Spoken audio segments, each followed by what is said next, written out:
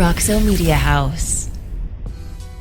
Hey Frog fans, welcome inside the Flying T Club studio here at Roxo Media House. I'm Maggie Hale. And I'm Courtney Stockhaus, here with Frogs today and the Players Club live at John's Grill. Thank you for always supporting Frogs today, and we love seeing everyone out at all the events. We're excited to host this edition of Frogs Today. In today's show, the TCU football team improves to 4-3 as they head to Kansas State. And our soccer team hosts their final home game of the season. Plus, our swim and dive teams are back in the pool. We'll highlight a TCU volleyball player who continues to shine on the court. Our baseball program welcomes back some familiar faces, and our basketball programs head to Kansas City for Media Days. Today's show starts right after a quick word from one of our sponsors. Stay tuned. In Botham, we put people first. So we simply start by listening to you. Whether you're searching for customized insurance, HR, or financial solutions to protect your home, car, health, business, or employees, our specialists are here to serve you, the people you care about, and your success. Higginbotham, insurance, HR, and financial services. Inspired by you. Welcome back inside the Flying T Club studio. I'm your host, Maggie Hale. The TCU football team is in Manhattan, Kansas to take on Kansas State tomorrow night. It's a rematch from last year's Big 12 championship game, but both teams look a lot different this year. You know, I think for the most part, these guys just understand that, you know, every game's different and it's a new season, different set of players. But I do think there's probably a little bit of extra incentive just because of the way the Big 12 championship game unfolded last year for some of the guys that were there. But you know, it's really about just preparing and going out and playing the very best you can, and it's kind of the same every week. TCU is coming off a great performance by quarterback Josh Hoover, who was named Big 12 Co-Offensive Player of the Week. The redshirt freshman threw for 439 yards and 4 touchdowns in his first career start against BYU.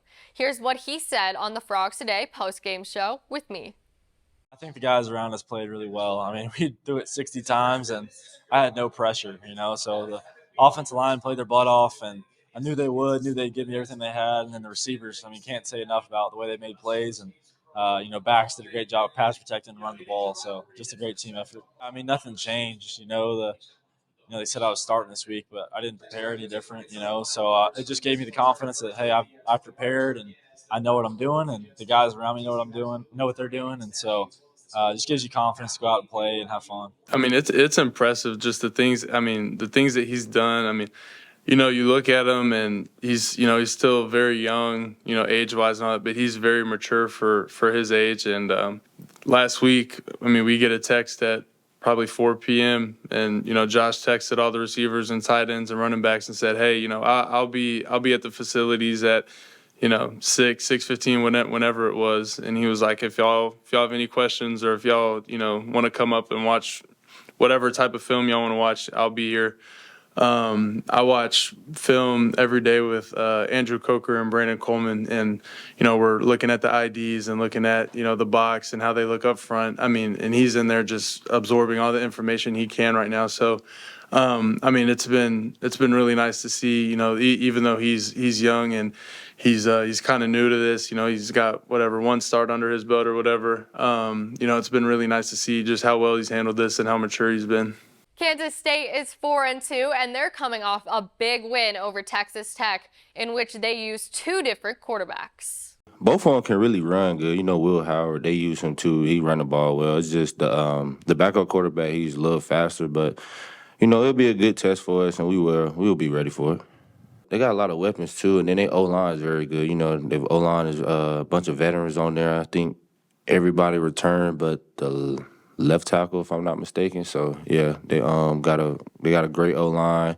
A very experienced quarterback. Will Howard, a very experienced quarterback. Now also they play calling. They like to run, like maybe run a stretch this way and then the Q read going back the other way. So we just got to play disciplined football, and everybody just got to do their job. Head coach Sonny Dykes talked about what he expects from the Wildcats in his State of the Frogs coaches show. Their team's a lot like ours. I mean, they had a lot of players last year that had played a lot of football that have moved on.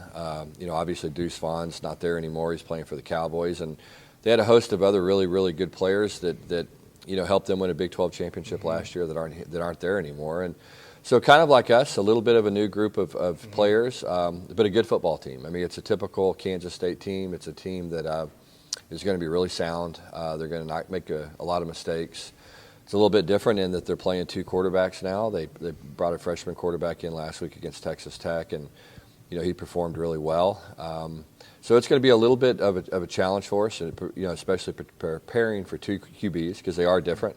One of them's more of a runner, and one of them's a little bit more of a thrower. So it's going to be hard on our defense this week, and it'll take a lot of reps. And then defensively, again, typical Kansas State team. Play hard in the right place. Don't give up a lot of big plays. Tackle well. Have a lot of length on the back end. Just a good team, and they're always really solid on special teams. So typical Kansas State team. They're going to play hard. They're hard to beat at home, but our players are excited, and I think we needed a little bit of confidence, and we certainly got some of that this past week, and we're looking forward to the game. Please don't forget to join Courtney and I here on frogstoday.com for our pregame show, an hour and a half before kickoff. Stay with us. We'll be right back. Simply the best barbecue in Fort Worth. Dine in, catering, or drive-through. 2900 Montgomery, just off I-30. Remember, the best barbecue in Fort Worth is at Railhead Smokehouse. Welcome back inside the Flying T Club studio. I'm Courtney Stockhaus. The TCU Swim and Dive team hosted their home opener and first dual meet of the season against BYU. Frogs Today student reporter Jules Conti has a closer look. Hey Frog fans, I'm here at the TCU pool talking to Coach Winchester and team members about their home opener meet last week versus BYU. It was a pretty important weekend for us. We've had this one earmarked for a while, so to come in, full house, first time we've had a home meet in 2 years. We had a lot of passion, a lot of heat going on, and the kids bought it. So it was a really special night. Mativakova saying a couple of school records to come in as a freshman and literally be the best that's ever been in those events is unheard of. But Nina, she's a hard worker. She's got big goals ahead. We've got some big plans together for what this year could look like, whether that's here at the NCAA level or maybe looking towards Paris next summer. I'm just lucky, and this is just a new experience for me. And also, I'm really happy about it. I just want to be better and better from meet to meet and try to do my best. On the boards, getting some zone cuts, getting some cuts in the pool too. It's huge. That's not normal stuff. So a zone cut is a little bit different in diving than in swimming. But for diving, it's basically saying that if you achieve a certain score on each, it's different on each of the grade levels. But that means that you're able to compete in the national NCAA qualifier meet. I think obviously getting it on the first competition is a huge boost in confidence because it shows that we're really capable of getting to that event first, to zones, and then knowing that we can get in this early on means that hopefully we have a really good chance at to be able to get to NCAAs. Even though we had some fantastic performances last week, I know the team's hungry, the staff's hungry. We're going to do more. We're going to bring a lot more for the season, which is a special place. And now we just got to put our head down, do the work, and see what this team can really look like by the end of the year. Thanks, Jules. Our swim and dive teams will be back in the pool in Austin this Friday when they take on Texas. And our soccer team will be down in Austin on Monday to wrap up the conference play. The TCU soccer team is looking for its second win in a row after defeating Baylor last weekend. The Frogs are 10-4 and 3 on the season, and they know their goals are still in front of them. I think we're in a really good spot. I think we learned lessons from Houston, which honestly might have been the wake-up call we needed a little bit. I think we got comfortable winning. We're very confident. We're still very confident in ourselves, and so that was a good wake-up call for us. And so now it's just we know we can't. I mean, our season right now is in a spot where we can't lose. So we know that, and so our goal is to, have no other option but winning right now. And so that's our plan. We have a younger group, and we were tested with some really good teams that we played and took some lumps and learned some lessons. And I think that we're reaping the benefits of learning these lessons and, playing our best soccer at the most important time. The Big 12 Conference has nationally ranked programs in every sport. And Commissioner Brett Yormark says the Big 12 expansion has only helped grow the brand. If an opportunity presents itself for me to strengthen this conference, I'm going to explore it. I said before that I think basketball is undervalued. but it goes beyond just monetizing it. No sport connects better with culture than basketball. It's also a great catalyst for international growth. Basketball is growing in popularity and it resonates with younger audiences. It will continue to grow and will play a huge role in the future of our industry. Streaming is certainly going to play a role in the future of this industry, as we all know, and volume is key to streamers. Big 12 basketball in its depth provides that better than anyone. Our industry is a dynamic one. There's incredible momentum and positive across college athletics. But we have our challenges too. Engagement with my commissioner colleagues continues on the CFP executive director search process, television rights for the expanded playoff, Capitol Hill efforts and outreach to elected officials, and working with NCAA President Charlie Baker to reimagine the NCAA model. He spoke at the Basketball Media Days in Kansas City, which Emanuel Miller says are always a great time. You know, it's good seeing all the other players, seeing all the other coaches. I mean, it's not really a bond, but more of a, okay, I see you, I see who I gotta compete against. But at the same time, you know, we're all respectful towards one another. You know, we're all going to introduce each other. But other than that, you know, I'm a competitor, so there's not a lot of long talking. It's good being able to represent TCU, fly out to Kansas, and just spend some time with your coach and your teammates, you know, just get away from practice, get away from Fort Worth a little bit, see a new scenery, and just see what's incoming for this season. We'll be right back. You know, we wouldn't be able to do the things we were able to do this year without the Flying T Club. So we got to continue to get people involved. It's more important right now than it's ever been. Flying T is special. It's the best thing that I've encountered in college. It allows us to be able to offset a lot of the costs that our scholarships aren't able to cover. If people like winning, invest in the Flying T Club and NIL. It's almost a necessity now in the college football world. I mean, you got to kind of invest in the programs, and what you put in is what you get out. John's Grill is the newest venture from John Bennell and the Bennell's Restaurant Group. A ranch-to-table concept featuring food, beer, and spirits from around the great state of Texas. Our menu is designed by Chef Sean Alvarez and features 2 chef-inspired burgers, the Fatty and the Flatty, plus a brisket menu perfect for your casual night out. Fast casual service in a fun, relaxed, family-friendly environment, featuring 11 big screen TVs for you to catch the big game on. Our mixology team has created a craft cocktail and beer menu featuring local spirits and brews from across Texas. John's Grill, home of the Players Club show each week, 2905 West Berry Street in Fort Worth, or online at johnsgrill.com. Welcome back inside the Flying T Club studio. I'm Maggie Hale. The TCU volleyball team went the distance on Wednesday night in front of a record-breaking rowdy crowd in the Schollmeyer. 7,412 fans saw the Frogs take the first set, and it was looking good as they won the third set as well. But the number 6 Texas took the match in the fifth, 15-13. The crowd was electric and the largest crowd to watch a women's team in the history of TCU athletics. Yeah, I mean, it's just incredible, right? 7,400 people. You know, there were a lot of orange in there, but it made it really fun, right? There's cheering for both sides, and yeah, I mean, I love it, and I love the community, and we want to get to a place where we can have that more nights. Going from the Rickle from my freshman year, which is small, but I mean, it was a lot of fans, to like, you know, sold out arena. I mean, it was an awesome feeling. Not only playing Texas, but then getting upgraded to ESPN2, so more people are able to see it. And then for both teams to play like that, yeah, to me, it's just huge for the sport. It obviously is a hype game. I mean, it's always fun to play Texas, and I think it can definitely help us in the long run, kind of feeding off of this.